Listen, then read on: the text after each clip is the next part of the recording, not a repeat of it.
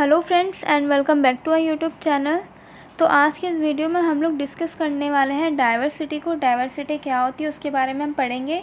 इससे पहले मैं आपको बता दूं कि ये जो वीडियो है ये सीटेट पेपर 2 के जितने भी लोग तैयारी कर रहे हैं उनके लिए बहुत ही ज़्यादा यूज़फुल होने वाली है, क्योंकि जिन्होंने भी पेपर 2 में सामाजिक विज्ञान का विषय चुना है, सब्जेक्ट चुना है, उनके लिए बहुत ही ज़्यादा इंपॉर्टेंट है। ये जो नोट्स मैं आपके साथ शेयर कर रही हूँ ये अरिहंत बुक के हैं, सीटेट पेपर 2 के, और ये आपका लेसन नंबर 1 है डाइवर्सिटी का। ठीक है, तो इसको हम लोग डिस्कस करेंगे। तो चलिए हम लोग इसको स्टार्ट करते हैं। देखिए, सबसे पहले भारत में विविधता से आपका क्या तात्पर्य है उसको जान लेते हैं। विविधता का तात्पर्य मनुष्य के बीच वंशानुक्रम आधार पर भाषाई, सांस्कृतिक एवं धार्मिक विभिन्नता आदि से है। मतलब विविधता का अर्थ क्या है कि हम सभी क्या है, एक दूसरे से अलग हैं। किसके आधार पर? भाषा के आधार पर, संस्कृति के आधार पर हम सभी के अलग अलग कल्चर्स होते हैं, और धार्मिक विविधता के आधार पर हम सभी के अलग अलग धर्म हैं। विविधता भौगोलिक संरचना में अंतर से भी बढ़ती है। जैसे पहाड़ी क्षेत्र में रहने वाले लोग मैदानी क्षेत्र के लोगों से अलग होते हैं तथा उनके रीति रिवाज, बसावट आदि में भी अंतर पाया जाता है। यह सब हम जानते हैं कि अगर हम उत्तराखंड में चले जाएं तो वहाँ के जो लोग होते हैं, वहाँ के लोगों की जो जलवायु वगैरह होती है वो बहुत ही ज़्यादा अलग होती है। और अगर हम दिल्ली वगैरह में रहते हैं तो यहाँ का जो भौगोलिक स्थिति होगी वो थोड़ी वहाँ से अलग होती है। ठीक है, इसके बाद हमारा पहला पॉइंट है, आपका पहला टॉपिक है भारत में विविधता। हम सभी जानते हैं कि भारत क्या है, एक विशाल देश है। यहाँ अनेक धर्म, भाषा, त्यौहार, खान पान से संबंधित लोग रहते हैं। यदि हम भारत का भ्रमण करते हैं, अगर हम भारत में घूमते हैं तो हमें भारत में अलग अलग राज्यों में अलग अलग प्रकार की विविधताएँ देखने को मिलती हैं। भौगोलिक कारक क्षेत्र विशेष की विविधता को प्रभावित करती है। उदाहरण के लिए भारत के दो भाग जैसे कि केरल और लद्दाख, ये आपकी क्लास 6 की बुक में भी है, एनसीईआरटी की, कि भारत के दो भाग कौन कौन से? केरल और लद्दाख की ऐतिहासिक संस्कृति का स्वरूप लगभग एक सा है, क्योंकि दोनों ही क्षेत्रों को चीन और अरब ने आने वाले व्यापारियों ने प्रभावित किया। मतलब चीन और अरब से जो आते हैं व्यापारी, उन्होंने केरल और लद्दाख दोनों को ही बहुत ज़्यादा प्रभावित किया है। लेकिन इन दोनों की जो भौगोलिक स्थिति है वो दोनों की अलग अलग है। केरल जो है वहाँ की भौगोलिक स्थिति में फसलों की खेती संभव बनाए। मतलब केरल जो है वो मसालों के लिए बहुत ही ज़्यादा फेमस है। वहीं अगर हम लद्दाख की बात करें तो ऊन के कारण वहाँ पे व्यापारियों को अपनी तरफ उसने आकर्षित किया है। मतलब लद्दाख में क्या है, ऊन जो है वो बहुत ही ज़्यादा, वहाँ पे ऊन का व्यापार होता है, जिसके कारण व्यापारी लोग जो है वो बहुत ज़्यादा आकर्षित होते हैं किसके प्रति? लद्दाख के प्रति। और केरल में मसाले बहुत ज़्यादा फेमस हैं। इसके बाद भारत में विविधता के प्रकार। देखिए, भारत में विविधता के प्रकार भी है, कई प्रकार होते हैं विविधता के, हम सभी जानते हैं। तो हम एक एक करके इनके पॉइंट्स को डिस्कस करेंगे, कौन कौन सी विविधताएँ पाई जाती हैं भारत में। सबसे पहले, भारत में विभिन्न प्रकार के नस्ल के लोग पाए जाते हैं। हम सभी जानते हैं नस्ल का अर्थ यहाँ पे किससे है कि सभी लोग क्या हैं, रंग, रूप, आकार, प्रकार, शारीरिक बनावट से एक दूसरे से भिन्न है। प्रजाति विविधता। भारत में विभिन्न प्रजाति के लोग निवास करते हैं। सभी लोग अलग अलग प्रजाति के लोग यहाँ पर रहते हैं। प्रजाति का अर्थ क्या है? उन व्यक्तियों का समूह जिनमें ऐसी शारीरिक विशेषताएं पाई जाती हैं जो उन्हें दूसरे व्यक्तियों से अलग बनाती है। प्रजाति विविधता उन लोगों की शारीरिक बनावट आधार पर हो सकती है। इसके बाद हमारा भाषा विविधता। हम सभी क्या है, अलग अलग प्रकार की भाषाएं बोलते हैं। हम सभी एक जैसी भाषा नहीं बोलते। कहीं पे कोई भाषा बोली जाती है, कहीं पे कोई भाषा बोली जाती है। ठीक है, 1971 की जनगणना के अनुसार भारत में क्षेत्रीय भाषा के रूप में बोली जाने वाली भाषाओं की संख्या 652 थी। ठीक है, जिनमें से कई कबीलाई भाषाएं थी। मतलब ये एक भाषा होती होगी कबीलाई। ठीक है, जो भारत की कुल जनसंख्या में केवल 1% ही बोले जाते हैं। मतलब बहुत कम लोग बोलते हैं इस भाषा को। और जो हमारा संविधान है उसमें 8वीं अनुसूची में 22 भाषाएं समाहित है। मतलब कि हमारी जो टोटल भाषाएं हैं वो कितनी है? 22 हैं। इसके बाद अगर हम धर्म की बात करें, धार्मिक विविधता की, तो हम सभी क्या है, अलग अलग धर्मों को अपनाते हैं। कोई हिंदू है, कोई मुस्लिम है, कोई सिख है, कोई ईसाई है। हमारा रहन सहन, खान पीन, वेशभूषा, मतलब कपड़े वगैरह हम लोग एक जैसे नहीं पहनते, इसमें भी विविधता पाई जाती है। जाति विविधता क्या होती है? मतलब कि इसमें क्या होता है, भारतीय समाज में जाति का महत्वपूर्ण स्थान है। प्राचीन हिंदू धर्म की वर्ण व्यवस्था ने बाद में रूढ़िवादी रूप में जाति का स्वरूप ग्रहण कर लिया। मतलब हम जाति से भी क्या है, एक दूसरे से अलग अलग हैं। इसके बाद क्या है, विविधता में एकता। देखिए विविधता में एकता की जो बात की थी वो हमारे पंडित जवाहरलाल नेहरू थे, उन्हीं के थ्रू विविधता में एकता की बात की गई थी। उन्होंने सबसे पहले विचारधारा, ये क्या है, एक विचारधारा है विविधता में एकता, ये किसने दी थी, जवाहरलाल नेहरू ने।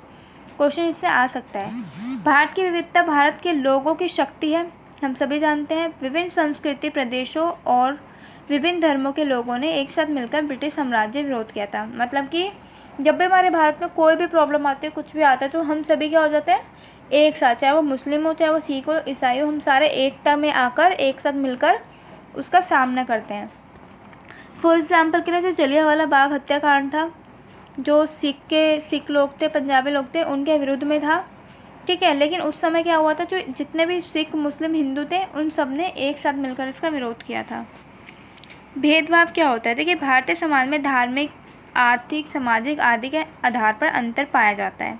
हम सभी जानते हैं, सभी लोगों में कोई सोचता है कि हम ऊंची जाति के, कोई सोचता है हम नीची जाति के, कोई आर्थिक रूप से बहुत ज़्यादा स्ट्रांग होता है, उसके पास बहुत सारे, मतलब वो आर्थिक रूप से एकदम, उसको पैसे से लेकर किसी भी चीज़ की कोई प्रॉब्लम नहीं होती। वहीं दूसरी तरफ बात करें, बहुत से ऐसे लोग होते हैं जिनके पास पूर्ण रूप से अपनी आवश्यकताओं को पूरा करने के लिए साधन नहीं होते।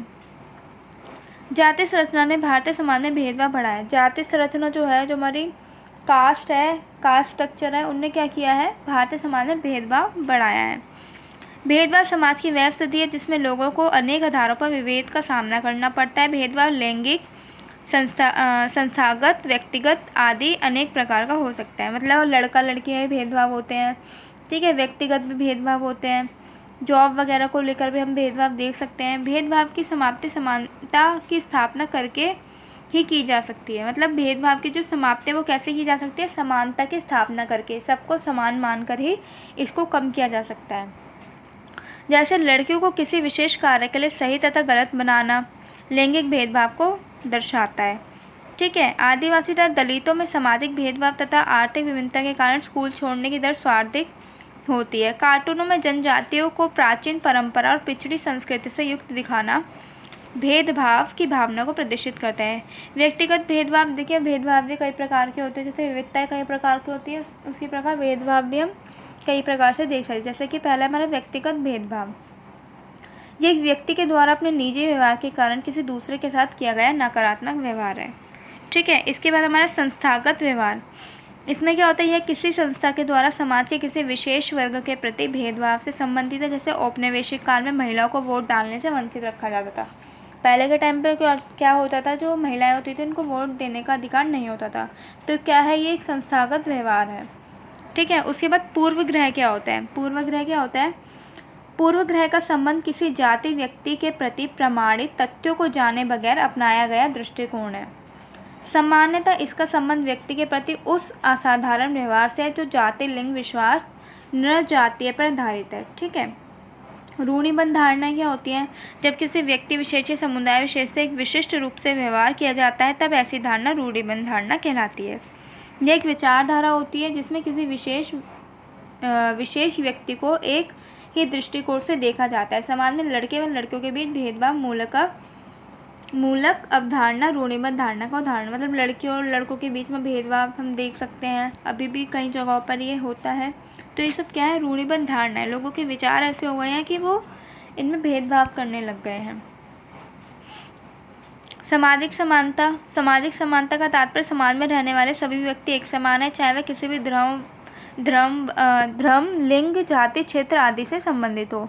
सामाजिक समानता किसी विशेष के विशेष अधिकार का निषेध करती है। भारतीय संविधान के मूल अधिकार के अंतर्गत अनुच्छेद 14 और 18 तक समानता का प्रावधान दिया गया है, ठीक है। तो जो हमारा अनुच्छेद है 14 से 18, उसमें क्या है, समानता का प्रावधान दिया गया है। वर्तमान समय में समानता का महत्वपूर्ण निर्धारक गरीबी बन गई है। मतलब असमानता का जो महत्वपूर्ण निर्धारक मतलब कारण क्या है, वो क्या है, गरीबी। सामाजिक समानता का शिक्षण करते समय विभिन्न सामाजिक संस्कृति के महत्व को बताना जरूरी होता है। इसके बाद इसमें एक छोटे से बॉक्स में दिया है कि डॉक्टर भीमराव अम्बेडकर 1891-1956 एक समाज सुधारक, राजनीतिक तथा विधिवेत्ता थे, ठीक है। वह जाति प्रथा के विरोधी तथा सामाजिक समानता के समर्थक थे। उन्होंने दलितों के उत्थान के लिए अनेक प्रयास किए। अम्बेडकर संविधान की प्रारूप समिति के अध्यक्ष थे। वे बालिका शिक्षा के प्रबल समर्थक थे। वे स्वतंत्र भारत के प्रथम विधि मंत्री थे।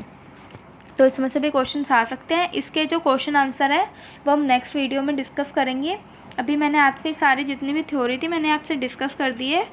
और अगर आपको ये वीडियो पसंद आई तो प्लीज़ वीडियो को लाइक एंड शेयर कीजिएगा, और चैनल पे न्यू है तो प्लीज़ चैनल को सब्सक्राइब कर दीजिएगा, ताकि आने वाली वीडियोस की आपको नोटिफिकेशन मिल सके और आप वीडियो का देख सकें। Thank you.